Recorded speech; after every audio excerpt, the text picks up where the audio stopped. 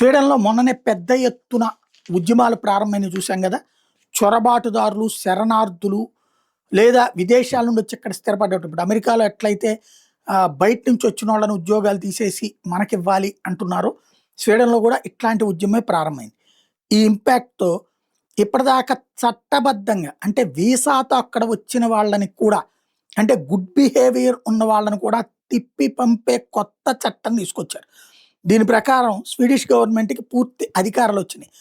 అన్ని అనుమతులు ఉన్నా సరే లీగల్ ఇమ్మిగ్రెంట్స్ అంటే లీగల్‌గా అక్కడొచ్చి ఉంటున్నటువంటి వాళ్ళకి ఏ స్పెసిఫిక్ క్రిమినల్ ఛార్జ్ లేకపోయినా పంపించే అవకాశం వచ్చింది. గ్రౌండ్ డిపోర్టేషన్ అన్నటువంటిది మా ఇష్ట ప్రకారం మేము చేస్తామని చెప్పుకొచ్చారు. నాన్ క్రిమినల్ మిస్‌కండక్ట్ అయినా కూడా పంపిస్తామని చెప్పుకొచ్చారు.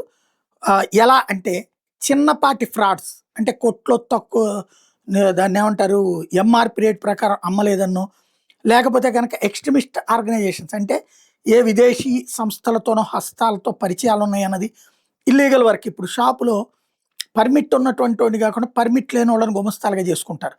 అట్లాంటి కారణంగానో, లేకపోతే ఎవరికన్నా అప్పులుండి చెల్లించకపోతేనో, లేదా పన్ను ఎగవేస్తేనో వాళ్ళని తిప్పి పంపబోతున్నట్టు ప్రకటించారు.